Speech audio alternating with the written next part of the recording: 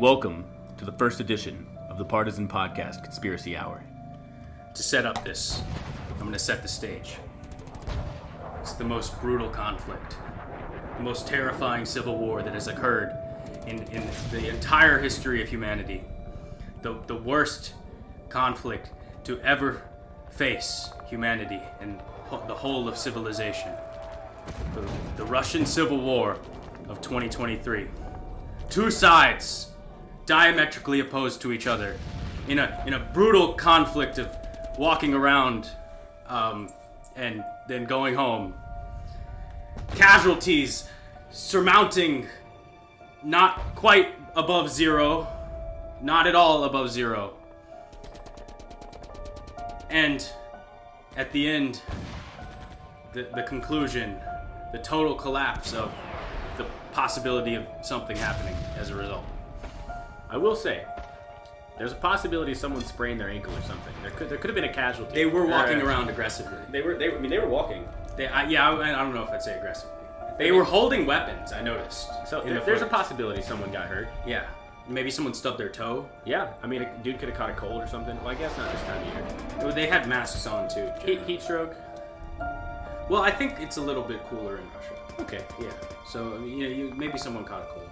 Maybe someone, like I said, stubbed their toe or, But a brutal offensive. Yes. Never before seen by the likes of man. I don't think Putin will ever recover. I don't know if the Russian people will ever recover. I don't even know if Russia's a thing anymore. The desolation. Yeah, this might be it for Russia. The horror. But in all seriousness, we're talking about the Wagner bullshit that happened. I probably said that wrong right then. Wagner. We're going to say it a million different ways. I love... The first thing I noticed when this shit started happening was that at the very beginning of the conflict in Ukraine, I don't know if you remember this, but I was following it like from the moment it happened, and before I was watching Vice News cover all the Ukrainian Nazis, and then all suddenly stopped talking about the fact that there were a bunch of Ukrainian Nazis. But one of the things that people who brought up the whole criticism of, hey, there's a bunch of swastika waving neo-Nazis in Ukraine that fight for the military. One of the criticisms that people brought up against those people was that, oh, well, Russia's using Wagner. Wagner's got a bunch of ex-cons and neo-Nazis in it too. But then the second there's a chance that Wagner might oppose Putin, the second there's a chance, everybody's like, yeah! It's happening! Prigozhin's cool! He's a good guy. I thought he was a neo-Nazi, guys. Like, what happened? Literally worse than most people. A private mercenary billionaire. It is a story of the Russian dream, I guess we'll say. I mean, you can go from owning a hot dog stand to owning the largest private military force. I will say the guy in Eastern Europe. Yeah, the guy does have. It's a redemption story. He's got a very good grind set. Very inspirational. Yes, he is a Sigma. He male. is. He is a Sigma male. Actually, no. This is a debate we're gonna have. Prigozhin is an alpha male. Okay. Putin is the Sigma male, because the Sigma male is defined by a disaffected attitude. Prigozhin is an alpha. He's strong. He's theatrical. Yes, but he doesn't have that control over himself that someone like Putin has. So he's not a Sigma male. So explain what really happened here. Well, here on the ground in the private bunker that we're currently broadcasting out of, it's very difficult to say what exactly is going on.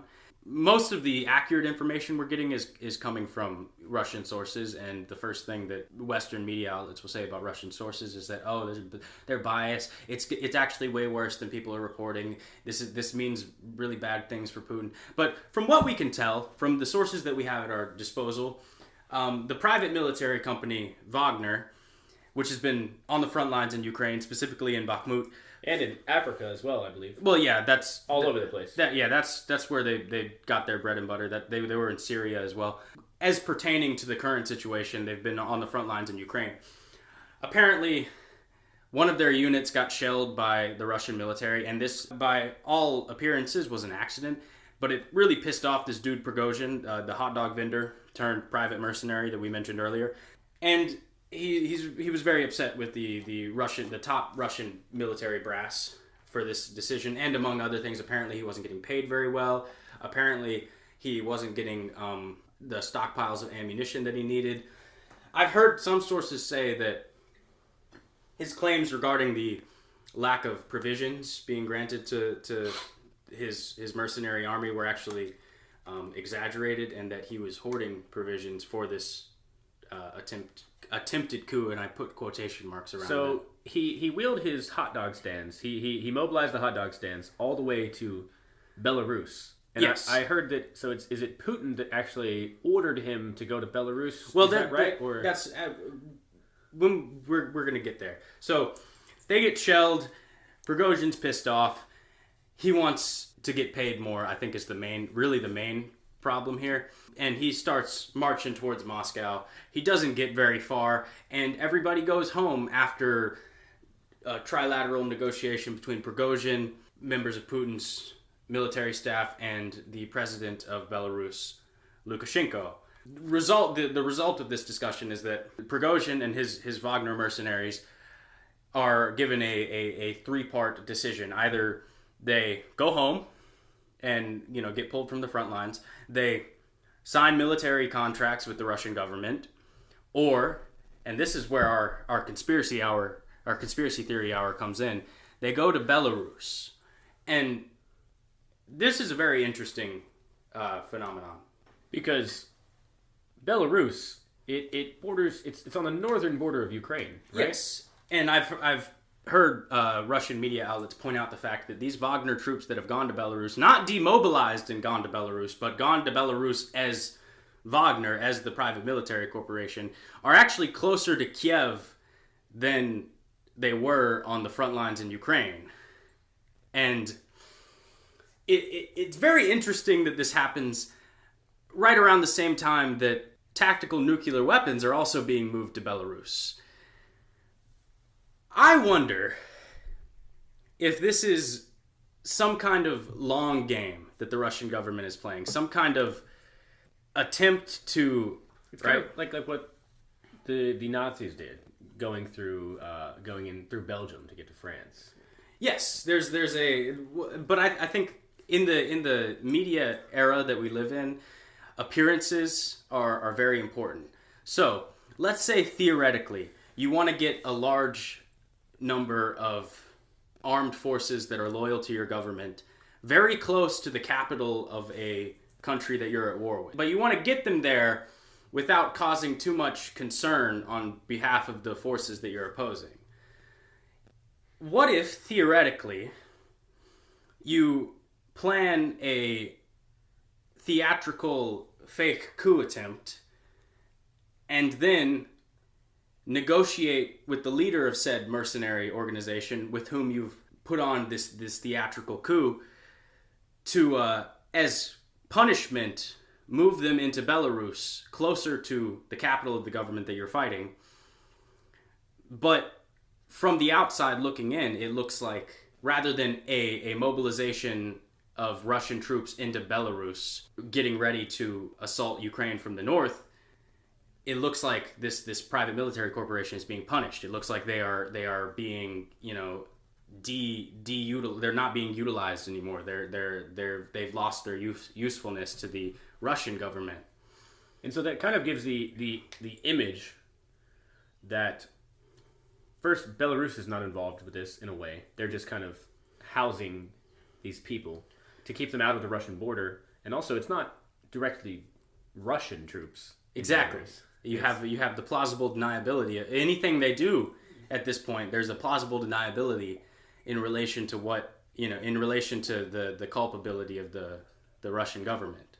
Whereas if they're, attacking Ukraine from Russia, if the supply lines are directly through Russia, there's no question this is sanctioned by the Russian government. This is permitted by the Russian government. Whereas you at least if you do this, if this is the fifth dimensional chess game that I think it might be, then you get the element of surprise. You get the like I said, plausible deniability of your intent. And I think that this is what I think it is. I think that we're gonna maybe see a Wagner second front open up to the north. Well, there's been whisperings of, and correct me if I'm wrong, of tactical nuclear warheads being moved to Belarus as well. Yes. That are Russian Yes. tactical nukes. Yes. And Lukashenko's been on this. He's pretty much a, I don't want to say a Russian puppet because I think that's grossly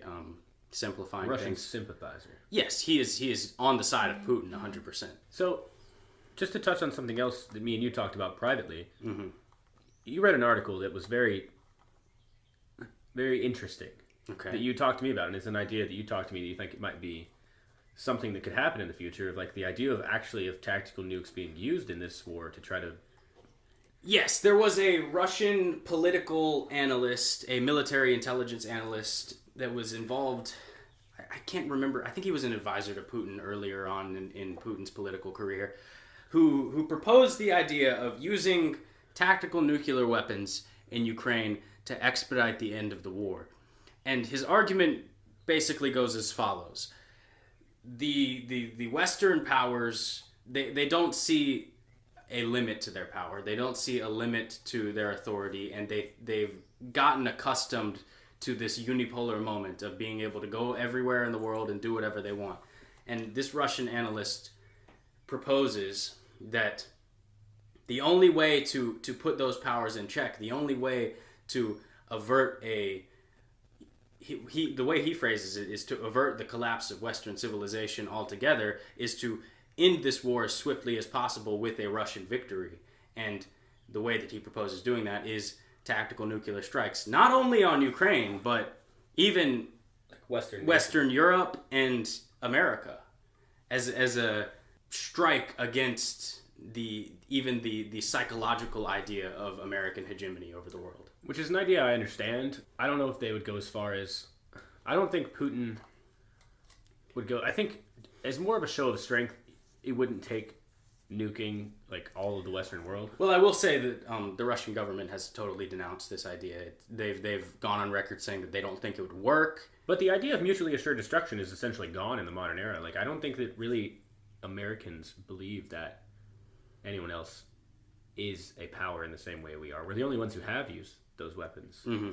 And we have that hegemony over their use because of that. Gives us this inflated idea that we have, especially in the Eastern world, that we are the power there. Yes. And so, I like you said, I sympathize with where he's coming from, and I understand the position. But I think as citizens of the Western world, I think I don't want to be nuked personally.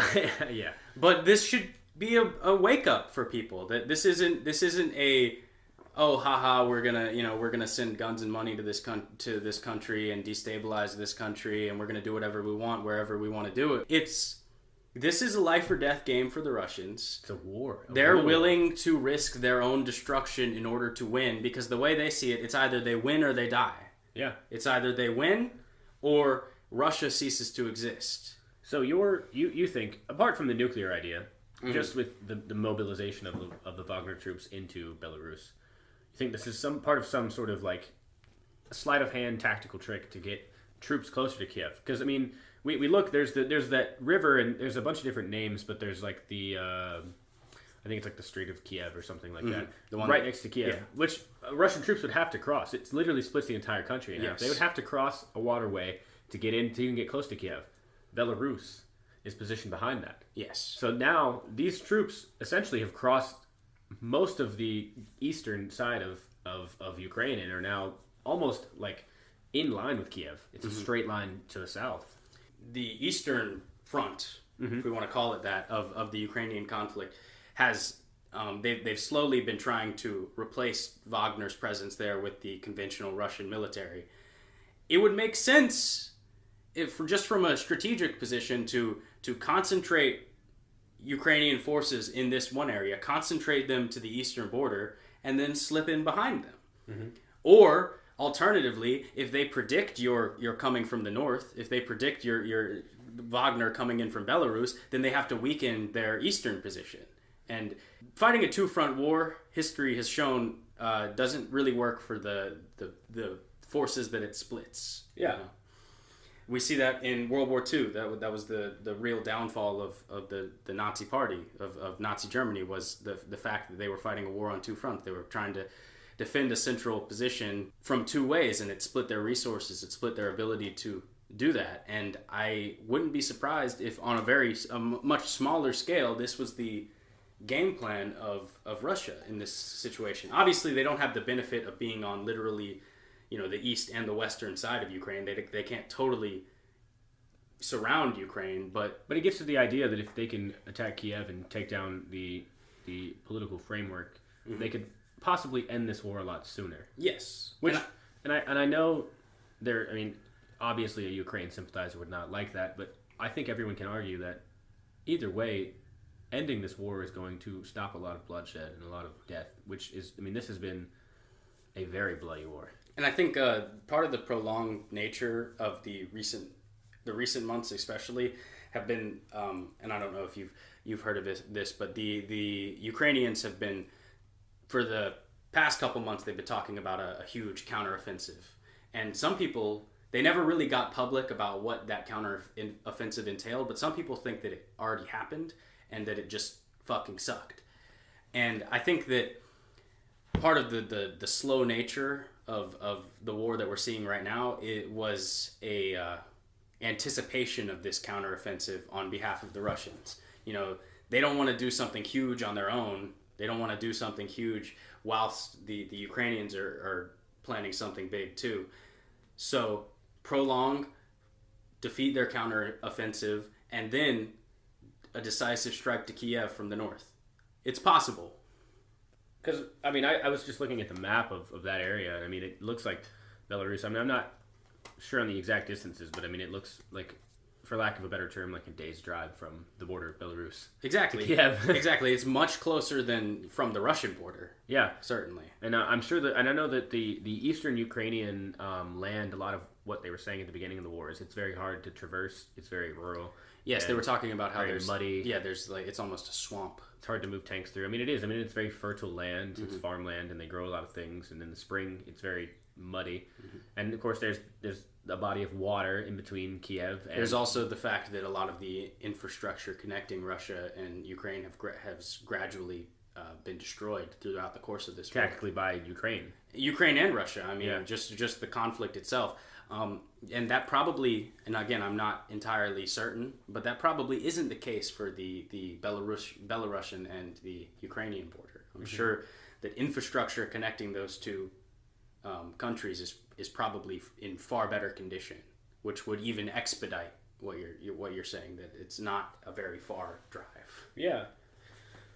Well, I guess, I mean, we'll have to wait to see if this is really what happens.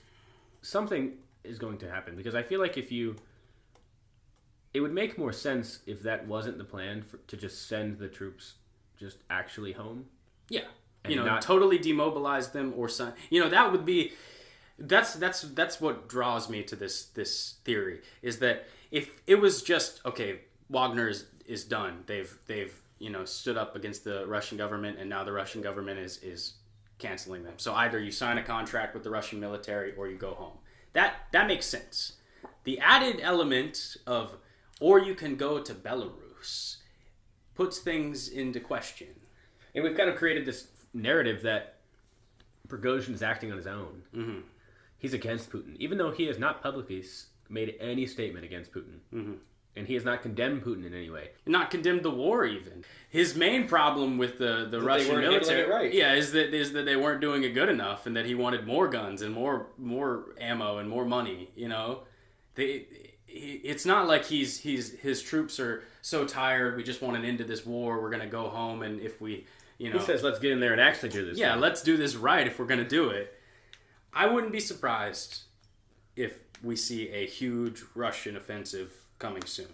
In the following months. Yes. I think that whatever the Ukrainian counteroffensive was, I think it has fizzled out and resulted in absolutely nothing.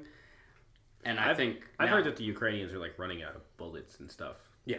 Well, the stockpiles of Western countries that have been funding Ukrainians are being, totally depleted. Like there are some Western European countries that don't have any military hardware anymore, which is insane to think about. It's terrifying for them, I'm sure. Yes, exactly.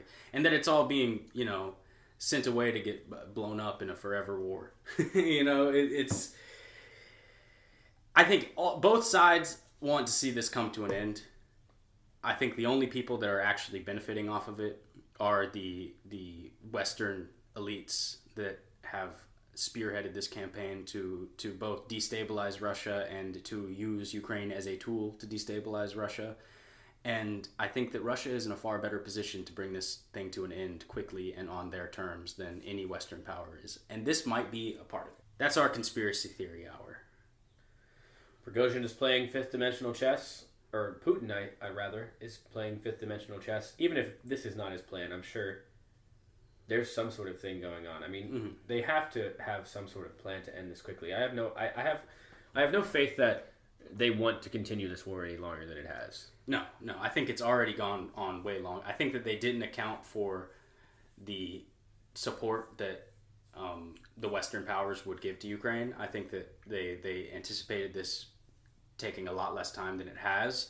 And I think that they're going to... I mean, we see the movement of tactical nuclear weapons and the talkings of using those tactical nuclear weapons. Obviously, they want this to come to an end. And I think they're going to do everything in their power to avoid that horrifying potential reality. But just the fact that they're talking about it means that both the West is going to have to seriously consider how dedicated we are to this cause, and the Russians are going to, if they've shown dedication to it, they're going to either going to win or die trying, and they've got to be planning something. It's been such a slow meat grinder for the past couple months that they've got to have something up their sleeves, or the situation's just going to get worse.